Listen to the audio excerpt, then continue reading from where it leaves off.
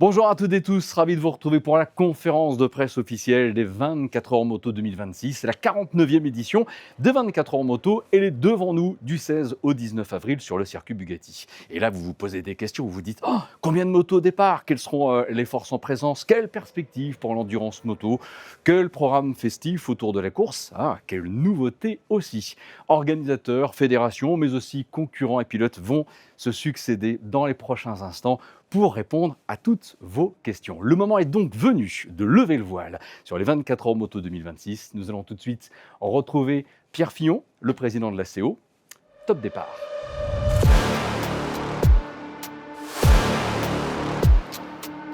Bonjour Pierre Fillon. Bonjour Bruno, bonjour à toutes et tous. Cette année, les 24 heures moto affichent un plateau complet avec 60 motos engagées, ce qui n'était plus arrivé depuis 2019. Comment expliquez-vous cet engouement autour de l'épreuve et du championnat du monde d'endurance FIM IWC? Le plateau complet avec 60 motos engagées est effectivement un très très bon signal pour l'épreuve et pour le championnat. Alors cet engouement, je crois, s'explique par plusieurs facteurs. D'abord, l'endurance moto connaît un vrai regain d'intérêt auprès des constructeurs et des équipes privées, notamment à travers la catégorie production. Le championnat du monde FIM Endurance World Championship offre un format unique où la fiabilité, la stratégie et le travail d'équipe sont essentiels. Ensuite, les 24 heures moto restent une course mythique, très attractive sportivement et médiatiquement.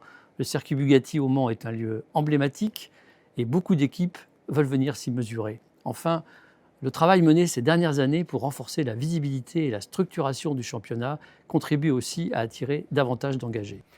Avec la création d'Endurance Moto Promoteur, qu'est-ce qui va concrètement changer pour le championnat de cette saison en termes de visibilité, de promotion ou même d'attractivité pour les constructeurs? Bien, PHA, l'ACO, Suzuka Mobility Land, les éditions La Rivière et aussi Motul ont uni leurs forces et leur expertise pour assurer ensemble le rôle de promoteur du championnat EWC. Cette alliance ouvre une nouvelle étape portée par une ambition claire, développer, structurer et renforcer durablement le rayonnement de la discipline. La création d'Endurance Moto Promoteur s'inscrit dans une volonté de continuer à faire progresser le championnat du monde d'endurance de la FIM et de lui donner encore plus de visibilité à l'international. L'idée est avant tout de renforcer la promotion et la mise en valeur du championnat.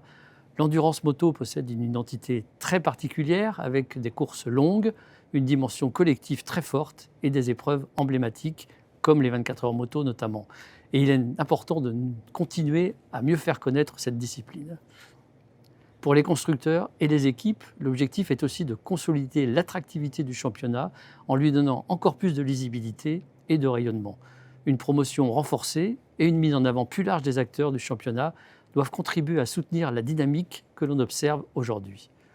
Plus largement, la création d'Endurance Moto Promoteur doit permettre d'accompagner le développement de l'endurance moto dans les prochaines années en s'appuyant sur ses valeurs historiques tout en poursuivant sa modernisation et son ouverture à de nouveaux publics.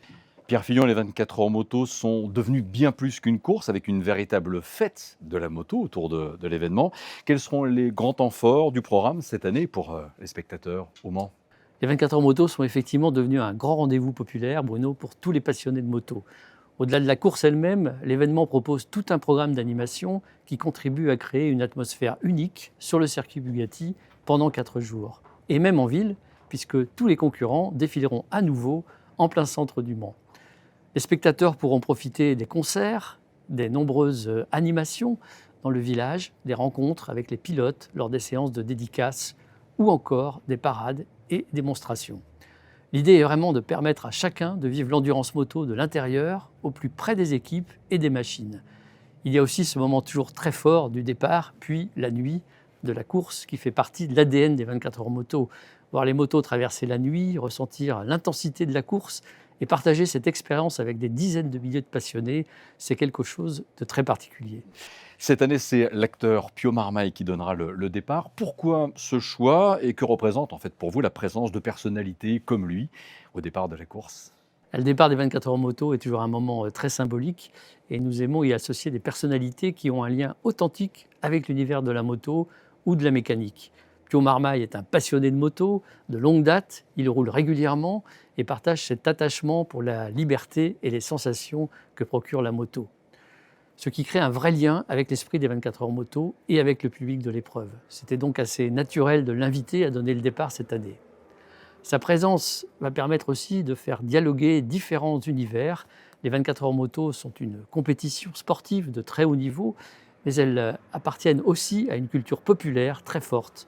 Associer une personnalité comme Pio Marmaille à ce moment emblématique contribue à faire rayonner l'événement et à toucher un public encore plus large, tout en restant fidèle à l'esprit de la moto. Pio Marmaille sera donc là, il sera le starter officiel des 24 heures moto. Et Pio Marmaille, Pierre Fillon, avait ce message pour vous toutes et tous. Bonjour à tous, je vous donne rendez-vous le samedi 18 avril à 15h pour le départ des 24 heures moto. C'est pas mal quand même, hein?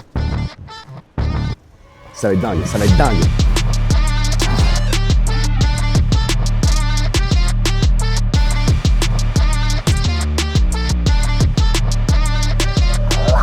L'an prochain, Pierre Fillon, les 24 heures moto fêteront quand même leur 50e édition. Que nous réservez-vous pour cette date anniversaire? La 50e édition des 24 heures moto sera évidemment un moment très particulier.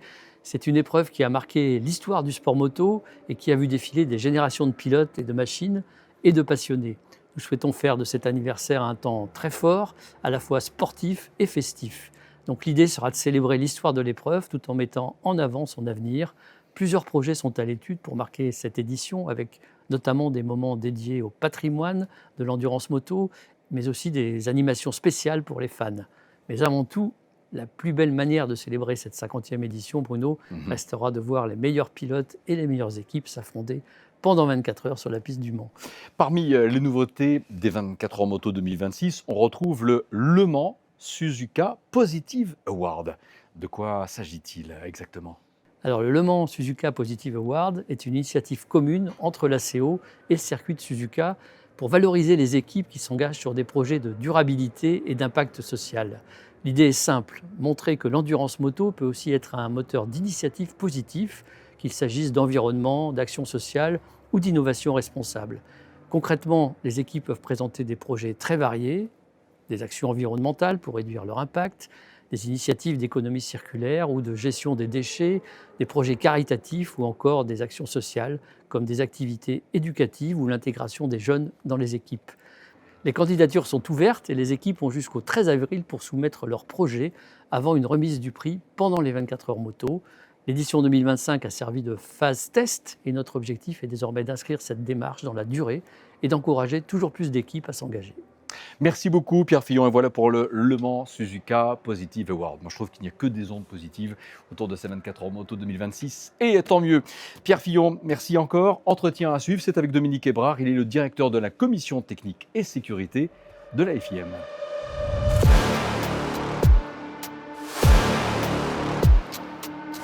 Bonjour Dominique Hébrard, le championnat du monde d'endurance est en phase de transition avec un nouveau promoteur. Quelles opportunités cette évolution peut-elle apporter au championnat? Bonjour Bruno, bonjour à toutes et tous. La FIM est impatiente de poursuivre le développement de l'endurance mondiale avec le nouveau promoteur EMP, Endurance Moto Promoteur. La transition s'annonce plutôt positivement car pour la première année depuis le Covid, 6 ans déjà, nous avons reçu plus de 60 candidatures. Nous avons dû remettre en place un comité de sélection et la FIM est fière d'annoncer aujourd'hui que la grille des 24 heures moto 2026 sera complète avec 60 équipages au départ. Nous avions commencé ce travail avec cet objectif de revenir à une grille complète depuis plusieurs années, avec la création du comité EWC où l'ancien promoteur et tous les organisateurs des épreuves du championnat, qui constituent maintenant le nouveau promoteur EMP, étaient autour de la table pour trouver ensemble des solutions pour redynamiser le championnat, et nous sommes très satisfaits de ce résultat de commencer l'ouverture du championnat 2026 au Mans avec une grille complète. Le lancement l'année dernière du nouveau trophée mondial FIM avec la nouvelle catégorie production commence clairement à porter ses fruits, avec 11 équipages production au départ. Il faut se rappeler qu'en 2025, nous avions 3 équipages production au Mans, 6 à Spa et 9 au Bol d'Or, ce qui est un signe très positif et prometteur pour le futur de cette catégorie. Sur le plan technique et à l'horizon 2027 ou 2028, en fonction du développement que nous pourrons faire en 2026, il y aura une utilisation plus poussée de la technologie GPS et de l'envoi de signalisation embarquée via l'envoi de drapeaux sur les tableaux de bord des motos. Ce sera alors une avancée majeure en termes de sécurité parce que cela permettra à la direction de course de signaler quasi instantanément aux pilotes tout éventuel danger en piste et par conséquent d'améliorer leur sécurité. Concernant le calendrier, il y aura potentiellement une 5e course au calendrier futur du championnat. Les discussions sont en cours entre EMP et des circuits potentiels sur ce projet. L'endurance est souvent considérée comme un laboratoire de fiabilité pour les constructeurs. Quel impact cela peut-il avoir sur la perception des motos auprès du grand public ? Le championnat du monde d'endurance est reconnu pour être l'une des meilleures plateformes pour l'industrie, comme le laboratoire ultime réunissant les conditions les plus sévères, les plus exigeantes, permettant à tous les constructeurs motos de démontrer au grand public la performance, la durabilité, la fiabilité et les technologies développées sur leurs machines. Pour le grand public, le championnat du monde d'endurance est une discipline qui permet aux utilisateurs et aux amateurs de s'identifier et très probablement de les influencer lors de l'achat de leur future moto et aussi des équipements associés à la pratique. 5 grandes marques vont s'affronter pour la victoire aux 24 heures moto et bien sûr en FIM IWC. Qu'est-ce que cela signifie pour le championnat ? Qu'est-ce que cela signifie pour le championnat ? C'est que le championnat du monde d'endurance a toujours attiré les constructeurs moto, car l'endurance, comme expliqué précédemment, est une plateforme idéale pour l'industrie pour démontrer la performance, la fiabilité et l'innovation technologique des motos. La participation de nombreux constructeurs tels que BMW, Yamaha, Honda, Kawasaki, Suzuki, Aprilia et Ducati renforce la compétitivité du championnat et élève le niveau technologique des courses en poussant les équipes à se dépasser, ce qui contribue naturellement à attirer davantage de fans.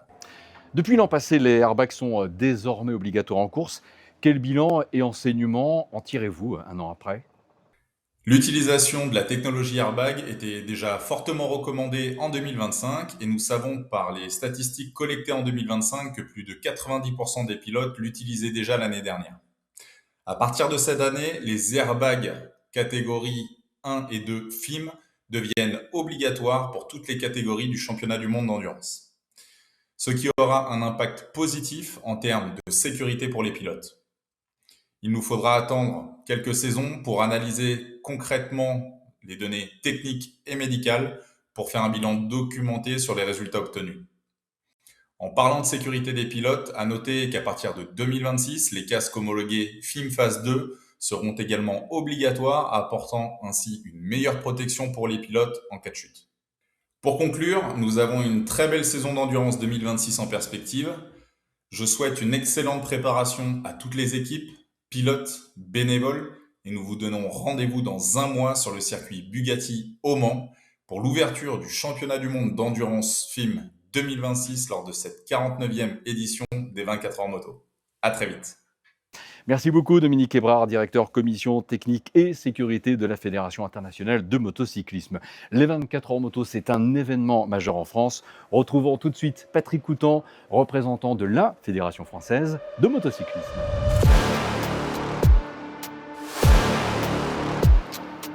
Bonjour Patrick Coutan.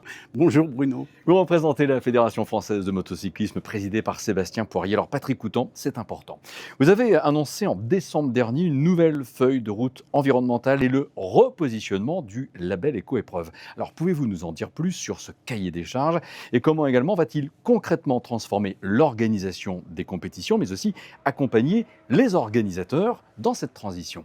Oui Bruno, un nouveau cahier des charges est apparu à la Fédération. Il comprend 8 thématiques: les déchets, la mobilité, la gestion de l'eau, la biodiversité, l'alimentation, les sensibilisations et l'innovation. C'est un système d'évaluation que l'on met en place et qui permettra de valoriser les actions de nos organisateurs. Fin 2025, la fondation du sport moto a aussi été créée pour, alors je cite, accompagner un sport motocycliste plus responsable, solidaire, mais aussi innovant. Quel type de projet concret espérez-vous financer en priorité dans les prochaines années grâce justement à cette fondation? Alors cette fondation qui a été créée fin 2025 a 3 objectifs. Le premier, c'est de continuer à pérenniser l'accessibilité des sites de pratique. La fédération possède déjà 30 sites de pratique. Nous voulons continuer à pouvoir acquérir des sites. La deuxième, c'est le développement de la pratique vers les jeunes et les endroits un peu plus ruraux, si je peux dire, de façon à développer cette pratique. Et puis la dernière, c'est la transition énergétique et l'innovation. Par exemple, la recherche sur des carburants alternatifs et ce genre de choses. Quel rôle jouent les 24 heures moto dans la promotion et même le développement de la pratique motocycliste en France? Alors les 24 heures moto, c'est une place très particulière dans le paysage moto français. C'est une passerelle entre différents acteurs, je dirais les top teams qui sont en EWC, les meilleurs pilotes, les meilleures usines, et puis aussi les catégories production et puis superstock qui permettent un apprentissage pour aller vers ce Graal qui est l'EWC production. Avec des courses de 8 ou 24 heures, c'est vrai que l'endurance offre un spectacle qui est très différent des formats plus courts. Comment la FFM voit-elle évoluer l'attractivité de cette discipline auprès du public, mais aussi des jeunes pratiquants? Oui, sur des courses de 8 à 24 heures, la performance ne repose pas uniquement sur la vitesse, mais aussi sur la stratégie, la gestion de la machine, l'esprit d'équipe, l'aventure humaine. Et cette dimension collective est très forte derrière chaque moto. Pour les jeunes pratiquants, l'endurance est également une discipline inspirante car elle valorise le travail d'équipe et la progression.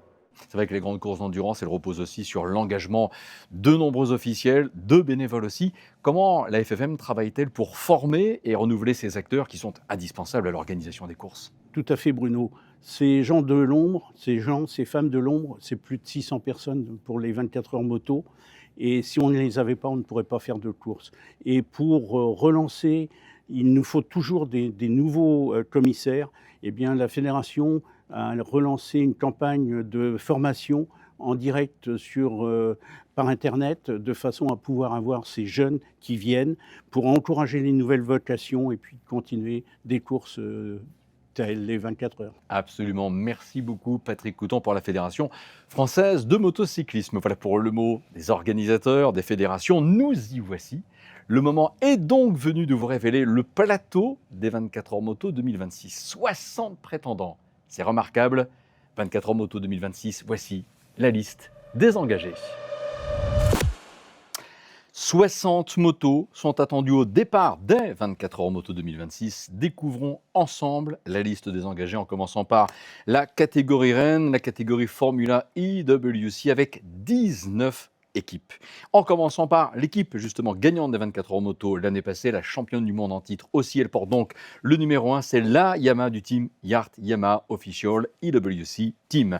4 pour le numéro de la Honda du Tati Team Avastis Racing, également candidate à la victoire, mais comme l'est aussi l'équipage FCC TSR Honda France avec la Honda numéro 5. BMW avait terminé podium aux 24 heures moto l'année dernière grâce au team ERC Endurance numéro 6, équipe avec laquelle il faudra naturellement compter pour la victoire. La catégorie EWC, c'est aussi une Kawasaki incontournable. Elle vient de Suisse numéro 8 pour le team Bolliger Switzerland numéro 8. L'année dernière, le team Kawasaki WeBike Trickstar avait terminé deuxième des 24 heures moto à moins de 2 minutes de la moto gagnante. Là aussi, il faudra de suivre de près la trajectoire de la Kawasaki numéro 11. Formula EWC, la suite avec la Suzuki officielle, la machine du team Yoshimura, certes Motul, et le numéro 12. Le Matsu Racing Team fait également partie des équipes à surveiller avec la Yamaha numéro 14. Une Kawasaki également avec le numéro 20, celle du team ORS. Nouveau venu, on en reparlera dans les prochains instants. 24 numéros fétiches pour le Maxxis by BMRT 3D, avec donc la Kawasaki numéro 24. La BMW officielle aura le numéro 37, c'est celle du BMW Motorrad World Endurance Team. Bienvenue également au team Mayennais, le team Manao Compétition Honda France avec la Honda numéro 53, 62 pour le numéro de la Kawasaki du Grillini Racing Team, ça aussi c'est nouveau. Un team également qui entend vraiment percer dans la catégorie IWC, c'est le team allemand, le Motobox Kremer Racing by 321, la Yamaha numéro 65 dans la course, tout comme la BMW du team Autorace Uber Racing Team numéro 76, ça fait partie des nouveautés, un classique mais que l'on adore, l'engagement du team LRP Poland en Formula IWC avec la BMW numéro 90, 98 pour le numéro du team PMS 99 YAM Service. On sait que le team Elf Mark VDS Racing Team veut absolument, avec la Yamaha numéro 99, engagée également sous la houlette du team KM99, remporter les courses. Ce sera à suivre dans une catégorie Formula IWC qui comprend également la Kawasaki du team King Tire Full Gas Racing Team et ses pneus chinois. Elle porte le numéro 116. Poursuivons avec la catégorie Superstock et un super plateau. Là encore, 29 équipes dans cette catégorie Superstock. La moto qui aura le plus petit numéro sera la BMW numéro 2 du T2C Racing. Un team qui pourra arriver ici avec la légitime ambition de s'imposer de nouveau. C'est Tecmas avec la BMW numéro 9 du team Tecmas Minerva Oil. La numéro 10 sera la Yamaha du Infiniteam Flamme Racing. Numéro 15 pour le numéro de l'Aprilia, car il y a des Aprilia en Superstock, dont celle de l'équipe locale structurée par Emmanuel Paris, Le Mans de roues Aprilia. Bien sûr, les fans des 24 heures moto seront aussi là pour encourager les pompiers via la Yamaha numéro 18 du team 18 Pompiers Eagle CMS Motostore. On passe des pompiers à la police avec la Yamaha numéro 22 du team 202. Superstock à la suite avec le team japonais, le team étoile, mais toujours avec une moto européenne, la BMW numéro 25. La Honda numéro 27, c'est celle de l'équipe d'Eric Tanesi. TRT 27. AZ Moto, le Bazomba Racing, oh mais ça paraît tout nouveau tout cela, avec la Yamaha numéro 28. Jean-Marc Adam est un personnage d'expérience de nouveau au rendez-vous des 24 heures moto, avec bien sûr la Suzuki numéro 34 et le JMA Racing Action Bike 34. 35 pour le numéro du team TMC, 35 PMO, une Yamaha, 36 bien sûr pour un team d'expérience qui sait tous les efforts qu'il faut déployer pour gagner au Mans, le 3 Art Best of Bike, avec la Yamaha numéro 36. Superstock aussi avec la numéro 38, une BMW pour le team champion ERT Powered by MRP. Daffy Kaider RAK 41 Honda sera évidemment dans la course aussi avec la Honda numéro 41, deuxième des 24 heures moto et en 2024 et en 2025. La première marche pour cette année, on verra cela. 44 pour le numéro du team italien Honda No Limits avec la Honda numéro 44. L'Aprilia qui nous avait impressionné également ces dernières années, de nouveau au rendez-vous et tant mieux avec le team Revo M2 et le numéro 49. Bien sûr, ce sont les tenants du titre, les vainqueurs sortants, les lauréats de la Coupe FIM Superstock. Honda National Moto Honda FMA dans la course avec le célèbre numéro 55. Il y aura également de la Bretagne via le team Players avec la Kawasaki numéro 56. Il y a en catégorie WC la Suzuki numéro 12 du Yoshimura Cert Motul. Et il y a en Superstock, bien sûr, le Junior Team avec le team Le Mans Sud et la Suzuki numéro 72. Le Wojcik Racing Team de nouveau présent avec la Honda numéro 77. Une Kawasaki pour le team Racing 85 by A2M2 numéro 85. Un détour par la bande avec Pit Lane Endurance, là aussi des fidèles, et la Yamaha numéro 86. Des fidèles aussi pour Slider Endurance avec la Honda numéro 119. Le Cam Racing Team sera là avec le numéro 135. Superstock, la suite, vraiment un plateau génial. TPC Moteur Actif entend être ce team très actif dans la course avec la Yamaha numéro 153. Honda pour le team SL avec Honda Toulon, aussi un nouveau venu, numéro 183. Après, quelque part la côte méditerranéenne, on remonte en Bretagne avec le Bryce Motorsport et la Yamaha numéro 189. Il y a le team JN Compétition pour la Kawasaki numéro 198. Et ça fait plaisir de retrouver également une équipe fidèle, c'est le Work Motors Events, qui engage de nouveau cette année une Suzuki avec le traditionnel numéro 212. Catégorie production maintenant, et vous allez le constater, franchement, la catégorie connaît une belle montée en puissance. 11 équipes, plus petit numéro pour la BMW numéro 13, numéro qui va bien pour le team Flying Buffs M3 Racing.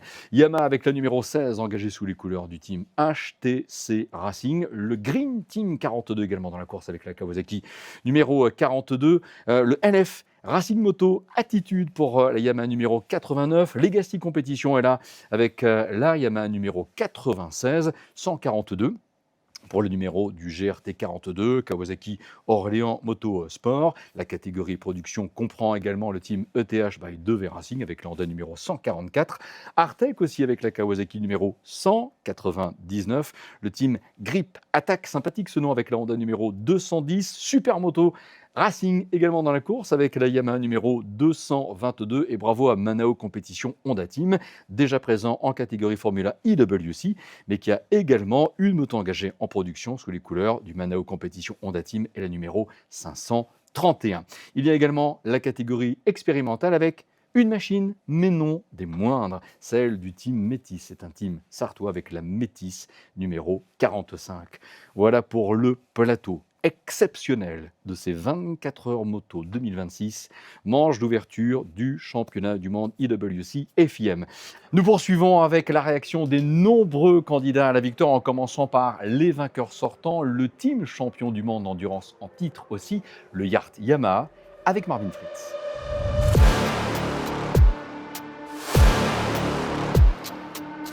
Bonjour Marvin Fritz, vous revenez sur le circuit Bugatti en tant que vainqueur sortant des 24 heures moto. Est-ce que cette victoire a changé votre manière d'aborder cette course mythique? Hey guys, as a winner as the Le Mans 24 hours last year and world champion, so of course our goal is to win another time to defend our title this season. As testing been going really well, better than ever before. Also, we are quite confident with our new rider, Tati Mercado. Of course, I'm a long time together with my brother-in-law, Karel Hanika. We won the last year's 24 hours of Le Mans. Of course, the conditions were quite difficult, like rain almost all the race and wet conditions, many crashes. But overall, our mentality stayed the same. We are going to the races to win. We had many days of testing so far in dry and wet conditions, which is good for Le Mans. Also cold conditions, and of course we are trying to get another victory. The goal is 3 victories to keep the big trophy in the yard company, and we work even harder to be more competitive, faster in all the conditions, faster in the pit stops, and win another time at Le Mans. En 2025, la lutte avec le Yoshimura Cert Motul a été intense jusqu'au bout puisque vous avez remporté le championnat pour un petit point seulement. Est-ce que cette rivalité vous pousse à élever encore plus votre niveau là en revenant aux 24 heures moto? Of course, the rivalry with Seat, but also BMW, FCC and Kawasaki been quite difficult or tough last year. It's getting tougher every season. Every team, every manufacturer gets stronger, so it's never easy to win a championship or just win a race. So it's super difficult. Everything needs to fit together perfectly, and of course it's gonna be tough. Seat is strong every race, even sometimes in the qualifying. If they are a bit behind, you can never count them out. They are always there. So of course the preparation is tough. We are working harder every year because it gets tougher every year, and but we are looking forward for a big battle again. Of course, they are preparing hard, and I hope we are preparing even better. So we are confident, we are ready for a big fight, and of course, it's gonna be not easy, but I think we will be there where we belong, and hopefully get another victory at Le Mans. Marvin Fritz, les 24 heures moto, ça reste une course très particulière. Il y a la météo, il y a la nuit, il y a les interventions de la voiture de sécurité qui peuvent tout changer. Quelle est selon vous la clé pour rester performant pendant 24 heures ici? Of course, the weather conditions and the cold at Le Mans is always demanding and very tough for all the riders, for all the teams, for all mechanics, for everyone around, because it's quite tough in the cold, and especially last year with the rain we had, and never trying up track, and many crashes, of course. I also went down in the first corner last year, which was at the end good because we knew the last corner is quite slippery. So I told my teammates, be careful there. And this was at the end the bad luck or the crash for Kawasaki in the last hour. But of course, the conditions are difficult. Even sometimes we had long safety car, fastest in the night for half an hour, people crashing behind the safety car, and not easy conditions. And for me, the main point is at Le Mans, not always the fastest win the race. So last year we've been not the fastest all the race, but we've been consistent. we had few crashes, but little ones. The bike stayed at one piece, and we came back always quick. The only thing we needed to change in the night was one footrest, and that's all we had to change in all the race. So I think it's the most important to stay on the bike, even go a bit slower sometimes, but don't take any stupid risk. And I think this is the main point to win 24 Hours of Le Mans. Quelles évolutions avez-vous apportées à la moto pour tenter de conserver cette première place? Yeah, of course, we improve from year to year all the package. I mean, the bike is still the same, it's still blue. We, of course, changed the number from our lovely number 7 to the number 1. It's always special to have the number 1 on the bike after winning the World Championship. And now as a 2-time World Champion, I'm very proud to go out of track and have the number 1 on the bike. And of course, I love the pictures and the footage we get with the bike. The new livery looks amazing, and can't wait to be out on track at Le Mans for the pre-test in a few weeks. Of course, we improved the electronic, the chassis, engine for sure, and yeah, we have a new rider, Leandro Mercado, which have also many experience in the championship. Last year we had Jason O'Halloran, which it was the first year for him, so he never rode the Le Mans, he never rode in the night. All was new for him, the tires, the bike, electronic, so for him was difficult to adapt. And of course in AWC you need time. You cannot learn when you do all the years sprint racing, you cannot adapt so quick as compared to many riders with many years experience like Greg Black. For me this year is my 10th year in AWC, 10th year with Yard, so it's also like a little anniversary. But yeah, we have a new rider, Mercado, which is super fast on testing. He been immediately up to speed, same like me and Karel. We always been within 1 to 10th, which is amazing. Even we did a lot of long runs, and even the pace was similar. So we are competitive, and for us this is the biggest step what we gonna do this year, to have 3 fast riders. And not just 2 where the other one is struggling or losing a bit. And I think this is going to be a big step for us. And we are really confident and motivated to start as a super strong team in the new season. Leandro Mercado rejoint votre équipe cette saison. En quoi est-ce un atout supplémentaire? Yeah, like I said, we have a new rider, Mercado. We know him for a very long time. I was racing with him sometimes in the World Superbike when I did some wildcards. We had some good fights together. Unfortunately, not full in the front, but fighting for points. He been with Viltaris with the Honda 333 for 2 years in the championship, and always very fast. Last year he raced for BMW in Boldor, and we had some nice fights, some nice stints together in the night and also in the morning. And as I could see him riding, I could see he's not just a team player, but a good rider, you know, because we were like working together. He helped me on the straight, gave me slipstream, and let me buy in the corner because he knew I'm faster in some parts of the track. And that gave him the way, or like the contract, because we knew he's a fast rider, and also he have experience. He rode in the night, and he knows Suzuka, so he know all the tracks, the tires, of course, the Bridgestone he knows from the Boldor with the Japanese BMW team. So we are super confident with him, and testing showed us he's super strong. So we are more than confident, and we can't wait to start the season. Been a long winter. Of course, this year we have, again, only 4 races, which is super disappointing for the championship for me, from my side. But overall, we try to give our best, stay on the bike always, and be safe, and of course super fast. And yeah, we can't wait to be at the Le Mans pre-test, and then it's be quick, and we are in the race week. And this year it's going to be short for 3 races, because then the month after we have Spa, the month after we have Suzuka, until we have a little break to the Boldor. So it's going to be an exciting season. For sure it's not going to be easy, because everyone is super strong and preparing well. But yeah, we are ready, and we can't wait for Le Mans. See you all there. Bye. Merci beaucoup Marvin Fritz. Tout de suite, Suzuki veut renouer avec la victoire au Mans. Entretien avec Greg Black.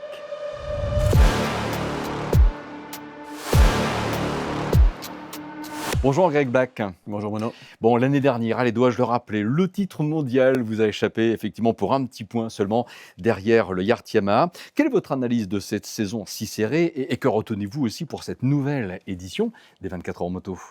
Effectivement, l'année dernière, une course difficile ici pour nous. On a marqué très peu de points lors des 24 heures moto, mais on pense cette année réussir à remarquer plus de points. On a eu des conditions difficiles, on a fait des choix techniques qui ne nous ont pas permis de rouler très vite dans des conditions humides, mais on a tout de même montré nos performances et c'est ce qu'on retient, les performances de la moto, la fiabilité de la moto lors de toute la saison. Ici, au 24 heures moto, on a réussi à faire une performance de qualification à quelques millièmes du record absolu de la piste. En course, on a fait le meilleur chrono en course dans les conditions plus sèches. Et ensuite, à Spa-Francorchamps, on a réussi à faire le record de piste là-bas et un podium aux 8 heures de Suzuka et pour finir le record absolu de la piste au bol d'or avec la victoire en course. Donc je retiens vraiment ces choses positives, le travail incroyable de l'équipe tout au long de la saison et malgré tout, malgré lors des chutes, on a réussi à remonter la moto rapidement et montrer qu'on était solide. Alors les 24 heures moto, ça reste une course historique pour Suzuki avec quand même 14 victoires sur le circuit Bugatti. En tant que pilote, est-ce que quelque part cette histoire elle influence votre préparation et votre motivation? C'est vrai que tout d'abord, c'est la première course, l'ouverture du championnat du monde. Donc pour nous, c'est une pression supplémentaire parce qu'on marque beaucoup de points lors des 24 heures moto ici. Donc on tient vraiment à faire le maximum et à gagner cette course-là.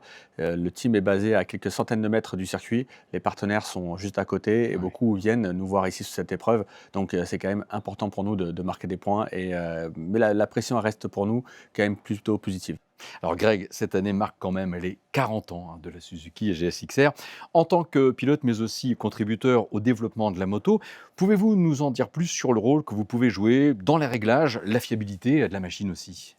Oui, cette moto, elle est sortie en 2017, Oui. elle est bientôt une dizaine d'années, mais chaque année, on arrive à la faire évoluer grâce au travail de l'équipe du Yoshimura CERT Motul, une moto qui est très fiable, on montre d'année en année qu'elle performe. L'endurance reste la meilleure discipline pour essayer les motos et montrer que ces motos sont performantes mais aussi fiables.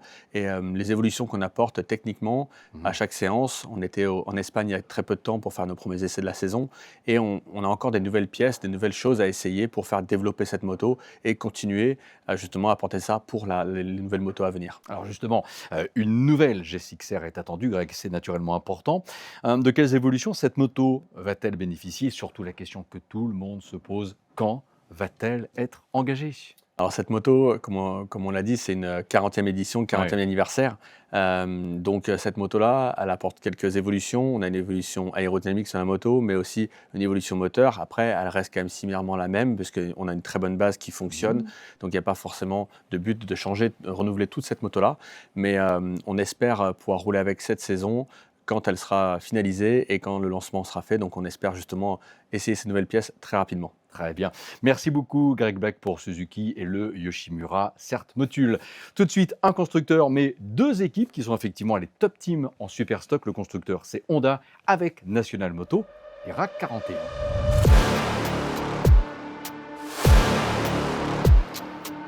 Voici la séquence, le combat des chefs en super stock avec deux teams qui roulent Honda. À ma droite, Stéphane Hadadj pour National Moto. Bonjour Stéphane. Bonjour Bruno. À ma gauche, Julien Diguet pour RAC 41. Bonjour Julien. Bonjour Bruno. Bon Stéphane, l'année dernière, on va le rappeler, victoire Superstock au 24 heures moto et coupe FIM Superstock. C'est quoi la clé là, pour rester à aussi haut niveau de compétitivité? Alors la clé pour rester à un tel niveau, c'est vrai qu'il n'y a pas de formule miracle. Ça dépend de différents facteurs, en l'occurrence le travail, la rigueur, l'expérience aussi. Ouais. Mais c'est important de rappeler que nous ne sommes pas uniquement un team engagé, mais nous sommes aussi un concessionnaire. Ouais. Donc notre premier métier, c'est quand même de s'occuper de nos clients et de les accompagner dans l'usage de leur moto. Mais c'est vrai que ces dernières années, avec l'arrivée de la nouvelle CBR 1000R et notre engagement en super stock, on a réussi 3 victoires au Mans, 2 titres de champion du monde. Ouais. Donc le résultat est plutôt très honorable, hein, on peut le dire comme ça. Maintenant, c'est vrai que nos titres sont remis tous les ans en jeu, Mhm. donc c'est un éternel recommencement, mais on accepte le combat avec tous les autres concurrents. Et c'est vrai que le but, même si aujourd'hui on sait que tout le monde nous pousse à aller à la faute et qu'on reste la cible à abattre, Mhm. on va essayer de se battre encore et encore. Absolument. Julien Diguet, face à une équipe nationale moto aussi dominante quelque part, on va s'y prendre comment chez RAC 41 pour alors éventuellement inverser la tendance? Ben, en fait, on va s'y prendre, on va essayer d'être toujours plus précis, plus pointu, Ouais. plus compétitif. On manque d'un tout petit peu de rythme sur la moto pour aller chercher les petites choses qui peuvent les pousser à la faute. Mhm. Aujourd'hui, on est très proche. Déjà, on a des motos qui sont similaires, qui sont très très bonnes. On a une équipe face à nous qui a énormément d'expérience et qui connaît l'endurance par cœur.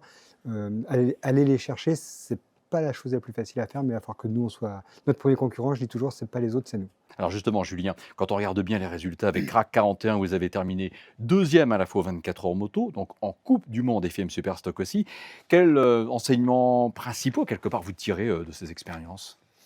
Ben, effectivement, c'est toujours très très lié au travail. Je rejoins ce que Stéphane nous dit sur son équipe. C'est très lié au travail, c'est-à-dire qu'on a beaucoup travaillé, ce qui nous a amené à une certaine régularité. Après, il y a une petite part de chance, mais cette chose, elle se crée, quoi. Et quand on est plusieurs fois vainqueur, c'est pas un hasard. Quand on est plusieurs fois deuxième, c'est pas un hasard. Mais il faudrait qu'on inverse effectivement la tendance pour aller chercher les dernières marches qui nous manquent. Donc en fait, Stéphane Haddad, la concurrence est là pour exercer une certaine forme de pression quand même sur vous. Est-ce que cela vous oblige à revenir, à revoir votre stratégie par rapport peut-être à un plan initial? Oui, bah déjà on s'adapte, on essaye d'évoluer et de s'adapter à chaque course.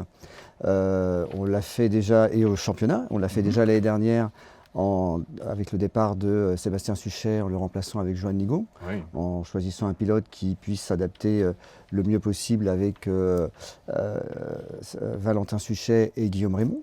Ouais. Le résultat a été plutôt positif. Cette année, donc j'ai décidé, même si ce n'est pas mon souhait premier, de recruter un quatrième pilote, D'accord. Philippe Stenmeyer, un pilote autrichien, parce que la concurrence est rude et c'est vrai que les équipages du niveau des top teams en Superstock ont 4 pilotes et rester avec 3 pilotes, ce n'était pas forcément le plus avantageux pour nous, même si le résultat a été là les 2 dernières années. Ouais. Pour rappel quand même, pour ceux qui nous écoutent, c'est que les catégories stock depuis 2 ans ont eu l'opportunité d'avoir 4 pilotes pour la course, Ouais. ce qui n'existait pas auparavant. L'idée initiale, c'était que ce quatrième pilote puisse rapporter du budget pour avoir plus de motos en piste. Oui. Mais pour des teams comme nous, ça coûte plus d'argent qu'autre chose. A contrario, la catégorie production a vraiment fait, j'estime, son travail de remplir les grilles. Et on peut penser déjà à mes parents quand ils ont commencé en 1971, C'est vrai, l'endurance. c'est vrai. Ouais. C'est des teams qui arrivaient avec une moto de pilote à l'époque. Et ça permettait de mettre le pied à l'étrier et ça prouve que la recette est plutôt bonne. Maintenant, moi, je reste partisan du Superstock à 3 pilotes parce que je considère qu'en étant l'antichambre de WC, c'est plus logique de rester à 3 pilotes. Donc on sait s'adapter, même si je ne suis pas le promoteur du quatrième pilote. Alors Julien Diguet, vos deux équipes évidemment roulent Honda. Vous, sur quel point précis vous pensez pouvoir faire la différence par rapport à National Moto? J'ai pensé dans un premier temps à crever les pneus, mais c'est pas possible. Non, ce serait mal vu. Non, en fait, effectivement, l'année dernière, on pensait avoir un avantage parce que justement, on était à 4 pilotes et il s'est avéré que dans certaines situations, ça nous a provoqué un avantage. Ouais. Maintenant, pour pouvoir faire la différence, clairement, il faut continuer l'axe de travail. Moi, j'ai une équipe qui prépare parfaitement les motos. On n'a plus trop de soucis, on n'a pas de soucis de fiabilité avec cette moto, on n'a pas de soucis de constance, les gars sont vides dans les stands. Il faut aller chercher les petits détails. Et maintenant, c'est les petits détails qui feront la différence avec ces équipes-là. Quand on regarde le plateau, déjà, il est quand même assez serré et on n'est pas forcément les motos les plus rapides en qualification. Par contre, dès les premières heures de course, on se rend compte qu'on est devant et National et nous et d'autres teams. Bon, je parle des Honda parce que on a un petit peu chauvin quand même. Ah oui, et tant du coup, on se retrouve devant juste parce que nos pilotes savent faire de l'endurance. C'est pas les plus véloces, mais par contre, ils restent sur leurs roues, ils sont réguliers, ils sont fiables. Donc, Donc faire la différence avec National, ça va être difficile parce que eux savent faire de l'endurance. Parce qu'on a la même démarche, même si moi je suis plus jeune dans l'endurance, on a la même façon, la même philosophie de faire de la course. Il ne faut pas rentrer dans les stands, il faut être sur la piste, il faut rouler vite, régulier. Voilà. Donc la différence, ça se fera sur les petits détails, sur les petites choses. On y travaille, on essaye de faire évoluer la moto, mais ils ne se laissent pas faire, ils travaillent aussi. Absolument. Stéphane Haddad, justement, en quoi, quelque part, RAC41 peut vous embêter? Quelles sont les qualités de l'équipe adverse, selon vous? Les qualités du RAC 41 et de Julien, c'est déjà de pouvoir d'être présent depuis de nombreuses années, quand même, sur le plateau, de partager la même passion, parce que c'est quand même important dans ce milieu, et puis également de représenter la gamme Marconda. Pour rappel, on a été pendant de nombreuses années seul team à représenter la Marconda. C'est vrai qu'avec après, ça a été avec le RAC 41 qui nous a accompagnés. Et puis l'arrivée de la CBR Miller et les performances de cette moto qu'on a pu lui apporter ont ouvert la représentativité qui correspond au premier constructeur mondial. Parce qu'il faut quand même être réaliste. Le passé avec 2 ou 3 Honda n'était pas la normalité. La normalité est aujourd'hui d'avoir une dizaine d'Honda sur la piste et de se battre avec tous nos concurrents, parce qu'il y a quand même énormément de concurrents qui sont très performants. Vous les avez cités, donc c'est vrai que c'est un combat. C'est un combat. Absolument, des concurrents performants, Julien. Je regarde comme ça le Team Étoile, Techmas, le Team 18, Sapeur, Pompier CMS Motostore, il y a 3 Art Best of Bike. Bref, beaucoup de prétendants à la victoire en Superstock. En d'autres termes, le danger vient de partout finalement. Tout à fait. Alors, je vous rejoins tout à fait sur le sujet parce qu'en fait, clairement, la catégorie de Superstock, elle est très, très, très disputée. Ça, on est d'accord, on le sait. Elle est, à mon avis, à mon sens, un peu plus dense que la catégorie EWC. Et c'est aussi ce qui rend notre championnat très sympa. Et on les regarde, bien évidemment, on les regarde. Et il y a une chose, on en discutait tout à l'heure avec Stéphane. Nous, on nous met souvent en opposition le RAC et la 55. Et en réalité, on n'est pas vraiment en opposition, on travaille pour le même constructeur. On a beaucoup de respect les uns envers les autres. Sur la piste, on ne sera pas de cadeau, c'est une certitude. Mais par contre, s'il y a le moindre souci en arrière-plan, s'ils ont besoin d'une pièce ou qu'on a besoin d'une pièce, nous, on saura céder. Je ne sais pas si les autres... Ça, c'est une force que nous, je pense, on va pouvoir cultiver. Les autres ne pourront peut-être pas. Donc, est-ce que nous, ça va nous amener une force vis-à-vis de Honda et continuer à faire briller la marque Honda? Je l'espère. En tout cas, je sais que les autres ne se laissent pas faire et on est d'accord que personne ne se laissera faire. C'est sûr. Stéphane Haddad, je tiens au passage, j'aime bien la photo là, qui est derrière vous. Bon, je ne vous l'apprends pas, mais on va le dire quand même. Le temps passe vite. 2026, déjà le 20e anniversaire de votre victoire au classement général. 20 ans après, c'est quoi l'héritage de cette victoire encore? L'héritage, c'est déjà d'avoir réussi à continuer à écrire l'histoire, parce que c'est pas évident de porter quand même toute cette histoire du team national moto. On reste un team privé, donc c'est quand même important de rappeler que nous n'avons pas les mêmes moyens que les usines, et d'avoir réussi à rivaliser avec les usines et de continuer à persévérer dans l'endurance avec des moments plus faciles que d'autres. C'est vrai que ces dernières années nous ont été plus favorables, mais ça n'a pas été toujours le cas. Mais d'avoir réussi à tenir ce combat et réussi cette combativité et cette résilience, c'est quand même la plus belle des choses, à mon sens. Maintenant, cette victoire nous a appris aussi à transmettre. Je pense que c'est l'une des valeurs importantes de notre team, c'est de transmettre en intégrant des élèves d'écoles issus de l'INCM et du GARAC, l'Institut national du cycle et du motocycle au Bourget et le GARAC à Argenteuil, qui sont extrêmement importants pour la profession, puisqu'ils forment les techniciens pour les concessions.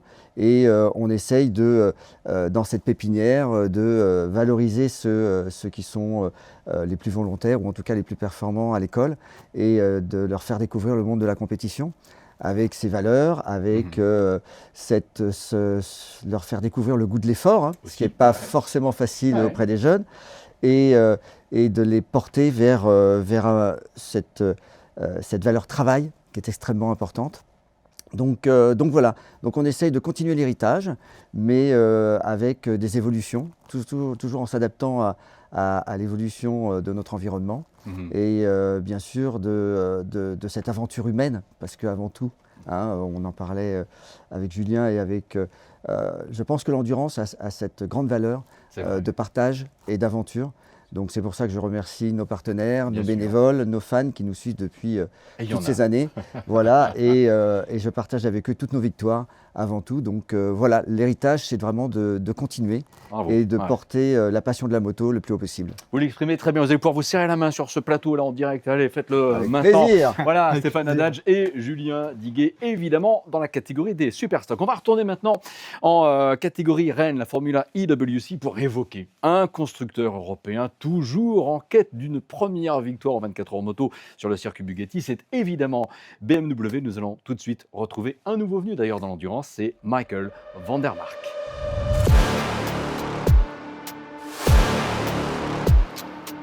Bonjour Michael van der Mark, welcome to you. C'est vrai que vous faites vos débuts aux 24 heures moto, mais l'endurance, ça fait partie de votre vie. Votre père a remporté la course en 1984. Quel sentiment cela vous inspire-t-il d'ailleurs de suivre ces traces sur cette épreuve mythique?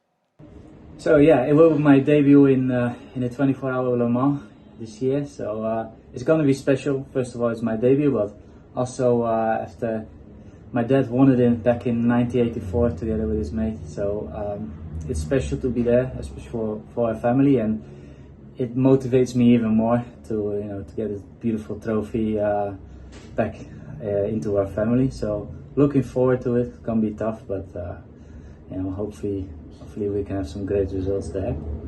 Michael, vous avez déjà remporté le 8 heures de Suzuka à 4 reprises, et ce sur des machines différentes. Comment cette expérience internationale elle va vous aider à aborder votre première participation 24 heures moto?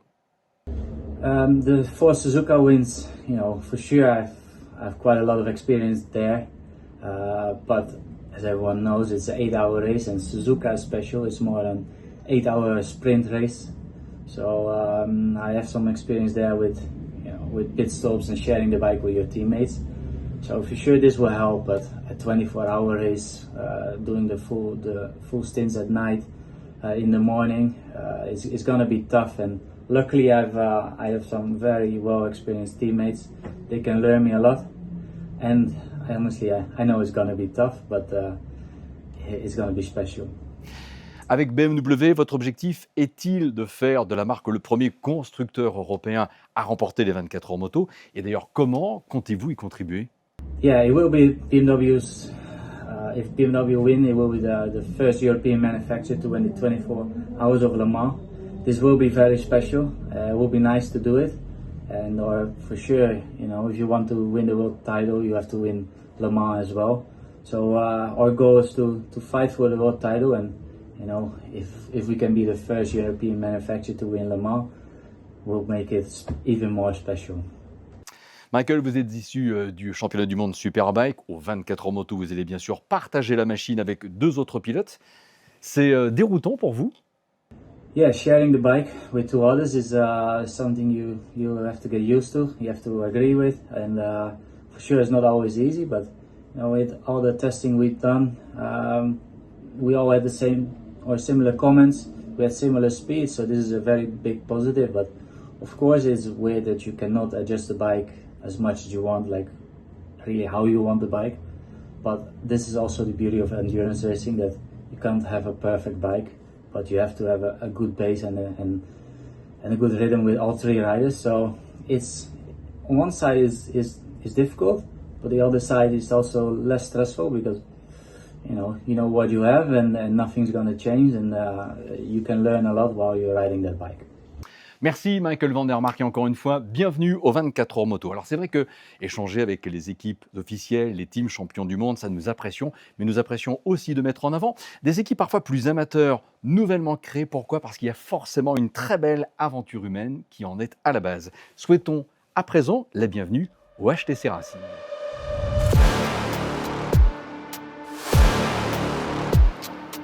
Oel Turpokwadou, bonjour et bienvenue. Bonjour Bruno. Vous êtes le fondateur du team HTC Racing, ça reprend vos initiales. Alors disons les choses telles que HTC Racing, c'est une équipe sartoise qui est débutante aux 24 heures moto. Elle est engagée dans la catégorie production, elle-même lancée l'année dernière. Quelles sont vos ambitions pour cette première participation au Mans, donc en catégorie production? Les ambitions du team sont plutôt simples, hein, on est tous sur la même longueur d'onde.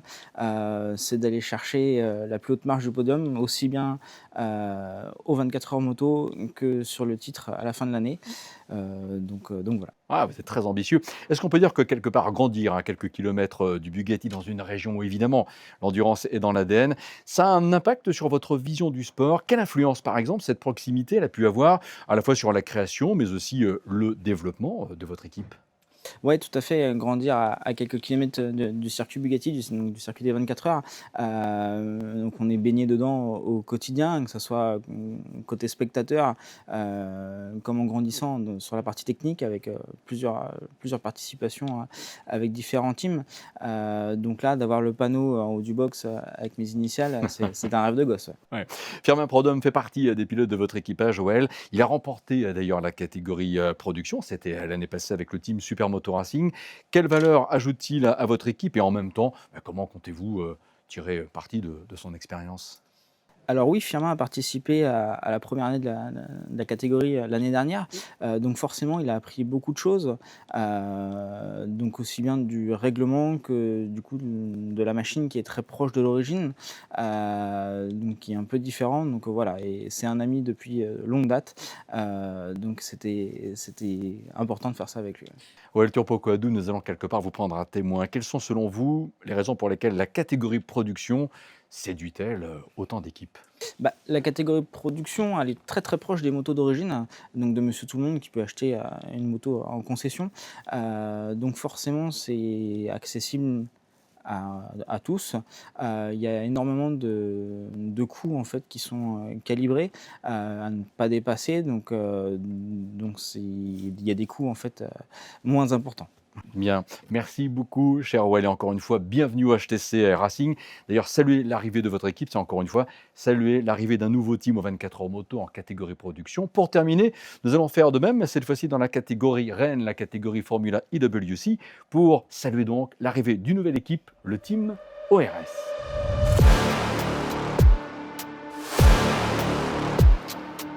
Bonjour Thomas Loiseau. Bonjour Bruno. Sacré défi quand même pour le team ORS, qui est donc nouveau venu dans l'endurance et d'emblée dans la catégorie Rennes, la catégorie Formula IWC, pour cette 49e édition des 24 heures moto. Thomas, quels ont été les principaux défis pour franchir ce cap et donc vous aligner parmi les équipes de haut niveau? Ouais, alors déjà, nous, on n'a pas prétention de venir jouer les troubles fêtes parmi les équipes officielles, mais pour nous, le premier défi, c'était déjà de réussir à réunir le budget, de réussir à monter une équipe, d'acheter tout le matériel, de créer cette équipe pour cette première participation. Et aujourd'hui, on peut dire que c'est chose faite, on va pouvoir y arriver, et donc c'est déjà une réussite pour nous. Alors en plus de la compétition, le team ORS porte une démarche forte de responsabilité sociétale, c'est-à-dire en fait un programme RSE. Quelles sont les actions concrètes que vous allez mettre en place dans le cadre de votre participation aux 24 heures moto?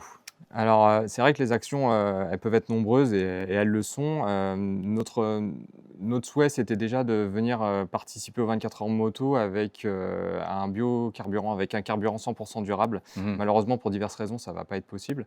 Mais voilà, on essaye d'apporter une vision de la compétition qui est un peu différente.